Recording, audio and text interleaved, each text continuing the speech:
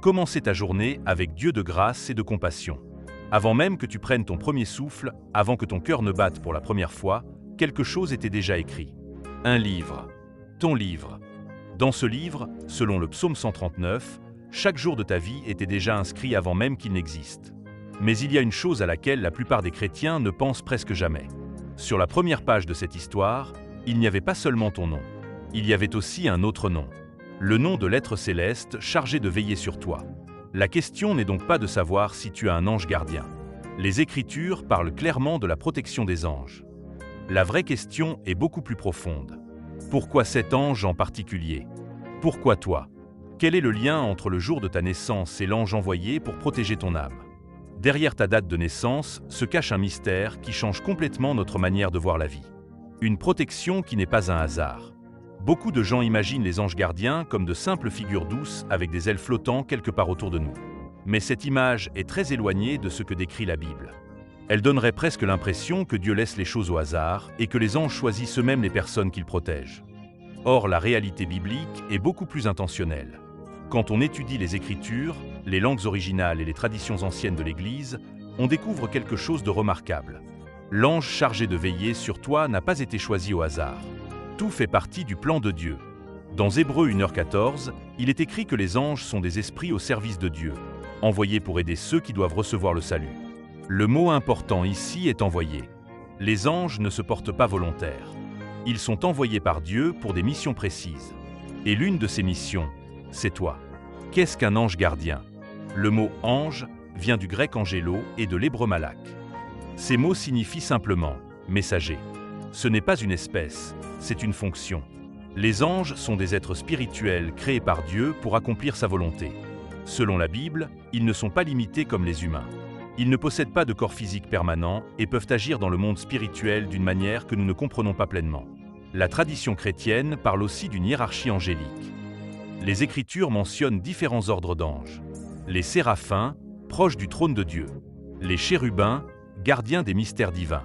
Les trônes, domination, puissance et principauté. Des théologiens comme Thomas d'Aquin ont organisé ces références en 9 cœurs d'anges. Les anges gardiens appartiennent généralement au groupe appelé simplement les anges, qui est le plus proche du monde humain. Mais cela ne veut pas dire qu'ils sont insignifiants. Au contraire, ils sont chargés de veiller sur les détails les plus précieux aux yeux de Dieu, la vie de chaque être humain.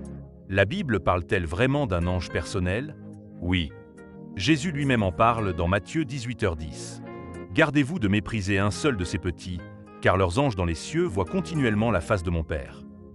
Deux mots sont très importants, leurs anges. Cela indique une relation personnelle. Ces anges ont un accès direct à Dieu. Dans les cours royales de l'Antiquité, seuls les conseillers les plus proches pouvaient voir le visage du roi. En utilisant cette image, Jésus révèle que les anges chargés de veiller sur les croyants ont un accès direct au trône de Dieu. Pendant que tu travailles, que tu dors ou que tu traverses des difficultés, ton ange se tient devant Dieu. Quand cet ange est-il assigné? Pour comprendre cela, il faut regarder Psaume 139. David y déclare « Tous les jours qui m'étaient destinés étaient inscrits dans ton livre avant qu'aucun d'eux n'existe. » Cela signifie que ta vie n'est pas une succession d'événements aléatoires. Elle fait partie d'une histoire connue de Dieu. Le prophète Jérémie entend aussi Dieu lui dire « Avant de te former dans le ventre de ta mère, je te connaissais. » Dieu connaissait ton existence avant ta naissance.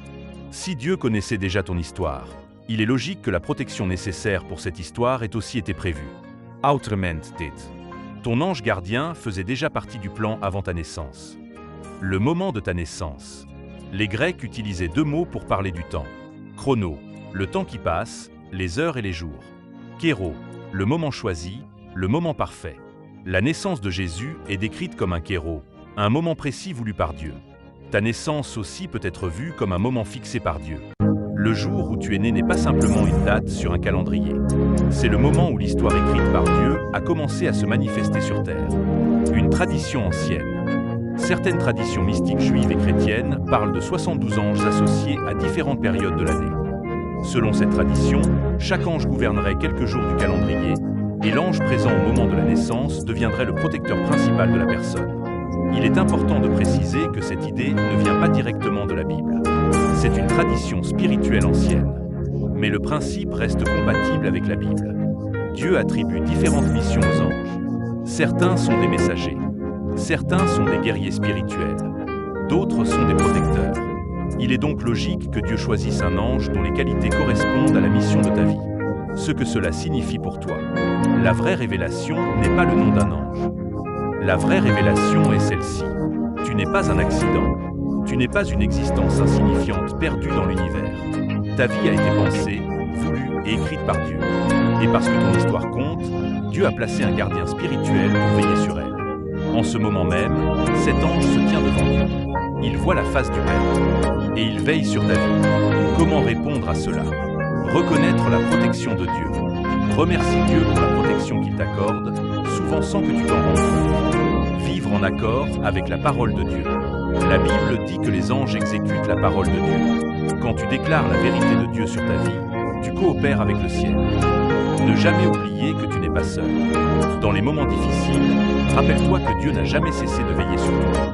Avant ta première respiration, le ciel s'occupait déjà de ton histoire. Et aujourd'hui encore, Dieu veille sur ta vie. Ton histoire continue de s'écrire.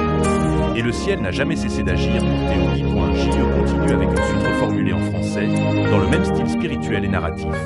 Il existe encore une vérité que beaucoup de croyants oublient. Si Dieu a confié à un ange la mission de veiller sur ta vie, ce n'est pas simplement pour observer ce qui t'arrive.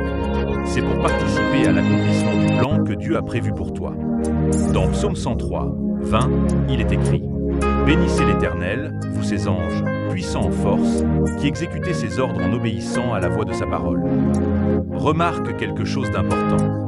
Les anges agissent en réponse à la parole de Dieu. Cela signifie que lorsque la parole de Dieu est proclamée, affirmée et crue, elle libère une action spirituelle. Quand tu déclares les promesses de Dieu sur ta vie, tu ne fais pas seulement un exercice de foi.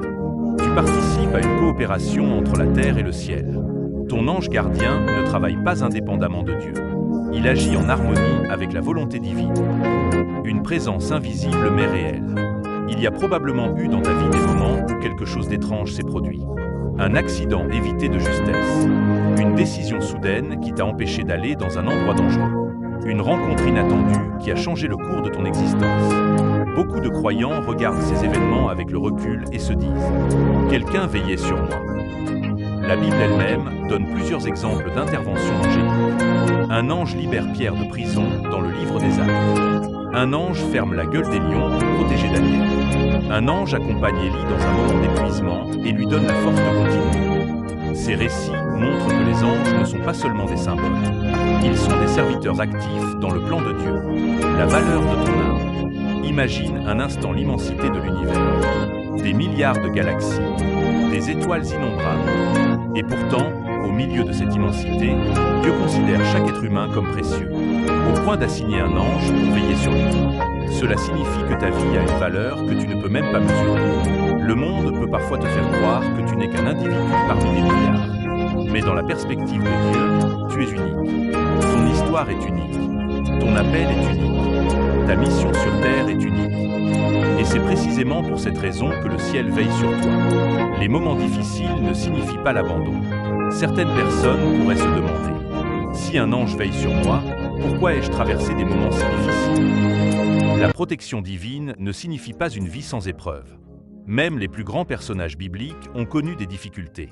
Joseph a été vendu comme esclave. David a été poursuivi par ses ennemis. Paul a connu la prison et les persécutions. Mais dans chaque histoire, Dieu était présent. Et souvent, les anges étaient là pour soutenir, guider ou protéger au moment crucial. La mission d'un ange gardien n'est pas de supprimer chaque difficulté. Sa mission est de veiller à ce que rien ne puisse empêcher l'accomplissement du plan de Dieu pour ta vie. Une collaboration avec le ciel. Il y a une idée importante dans la Bible. Dieu invite l'être humain à collaborer avec lui. La prière, la foi, l'obéissance et la confiance ouvrent des portes spirituelles. Quand tu pries, tu entres dans un dialogue avec Dieu. Quand tu fais confiance à ses promesses, tu avances dans la direction qu'il a préparée. Et lorsque tu vis en accord avec sa parole, tu marches dans le chemin que le ciel a déjà tracé pour toi. Ton ange gardien n'est pas là pour vivre ta vie à ta place. Il est là pour t'accompagner dans le chemin que Dieu a prévu. Une vérité qui change la perspective. Imagine vivre chaque journée avec cette conscience. Tu n'es pas seul. Dans les moments de doute, quelqu'un veille. Dans les moments de danger, quelqu'un observe.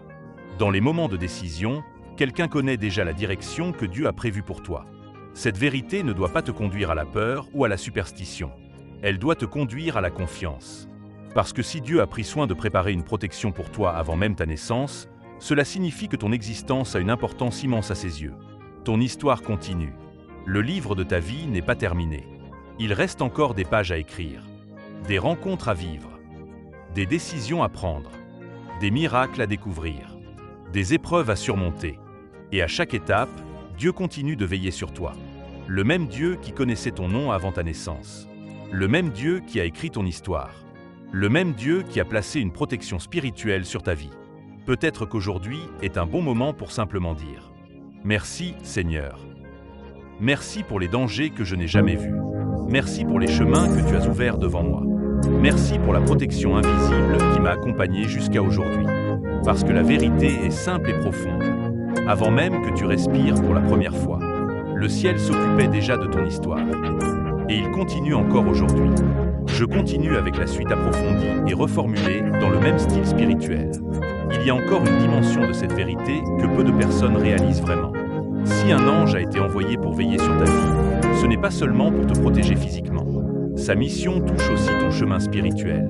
La Bible montre que les anges interviennent souvent dans des moments décisifs, lorsque la destinée d'une personne est sur le point de changer. Un ange est apparu à Joseph pour lui dire de ne pas craindre de prendre Marie pour épouse. Un ange a averti Joseph de fuir en Égypte pour protéger l'enfant Jésus. Un ange est apparu à Gédéon pour lui rappeler qu'il avait été choisi pour accomplir une mission plus grande que lui. Dans chacun de ces moments, l'ange ne faisait pas que protéger. Il révélait, guidait et fortifiait. Cela signifie que la protection céleste peut parfois prendre des formes que nous ne reconnaissons pas immédiatement. Parfois, elle se manifeste par une intuition soudaine. Parfois par une parole que quelqu'un prononce au bon moment. Parfois par une porte qui se ferme alors que tu voulais absolument la franchir. Sur le moment, cela peut sembler frustrant ou incompréhensible. Mais avec le temps, beaucoup de personnes réalisent que ces détours faisaient partie d'une protection plus grande. Les batailles invisibles. La Bible parle aussi d'un autre aspect du monde spirituel. Dans Éphésiens 6h12, il est écrit « Car nous n'avons pas à lutter contre la chair et le sang, mais contre les puissances spirituelles. » Cela signifie que certaines batailles ne se déroulent pas seulement dans le monde visible. Il existe un combat spirituel invisible. Et dans ce combat, Dieu n'a pas laissé ses enfants sans défense. Les anges font partie de cette protection. Dans le livre de Daniel, un ange explique que certaines prières déclenchent des combats spirituels dans le monde invisible. Cela nous rappelle que même lorsque nous ne voyons rien, il peut se passer beaucoup de choses dans le royaume spirituel. Une présence constante. Pense à ceci un instant. Depuis le jour de ta naissance jusqu'à aujourd'hui, combien de moments de ta vie se sont écoulés? Des milliers de jours, des millions de minutes. Et pendant tout ce temps, la protection de Dieu ne s'est jamais arrêtée. Même dans les moments où tu ne pensais pas à Dieu. Même dans les moments où tu étais distrait par les préoccupations de la vie. La fidélité de Dieu ne dépend pas de notre perfection. Elle dépend de son amour. Pourquoi cette vérité est importante? Comprendre cela change la manière de voir sa propre vie. Beaucoup de personnes vivent avec le sentiment d'être seules face aux difficultés. Mais la foi chrétienne enseigne quelque chose de très différent. Elle enseigne que Dieu n'est pas distant. Il est impliqué dans l'histoire de chaque personne. Et parfois, il utilise des messagers invisibles pour accomplir son œuvre. Cette vérité ne doit pas nous conduire à chercher les anges. Elle doit nous conduire à chercher Dieu. Car les anges ne sont que des serviteurs. Toute gloire revient au Créateur. Une invitation à vivre différemment. Si le ciel veille sur ta vie, alors ta vie a un sens. Chaque décision compte. Chaque parole peut avoir un impact. Chaque acte de foi peut ouvrir un nouveau chapitre de ton histoire. Tu n'es pas simplement en train de traverser les jours. Tu es en train d'avancer dans une histoire que Dieu connaît déjà. Et même lorsque tu ne vois pas le chemin complet, tu peux avancer avec confiance. Parce que le Dieu qui a commencé cette histoire est aussi celui qui l'a conduit vers son accomplissement. Une dernière réflexion. Un jour, lorsque nous comprendrons pleinement les plans de Dieu, beaucoup de choses deviendront claires. Peut-être découvrirons-nous des moments où une protection invisible nous a sauvés. Peut-être réaliserons-nous combien de fois le ciel est intervenu alors que nous n'en savions rien. Mais une chose est certaine, Dieu n'a jamais cessé de veiller sur ceux qu'il aime. Et si tu es en vie aujourd'hui, si tu lis ces mots maintenant, c'est peut-être parce que ton histoire n'est pas terminée. Il reste encore des pages à écrire, des chapitres à découvrir, des promesses à voir s'accomplir. Et peut-être que la plus grande vérité de tout est celle-ci. Avant même que tu existes, Dieu connaissait ton nom. Avant que tu marches sur cette terre, ton histoire était déjà précieuse pour lui. Et aujourd'hui encore,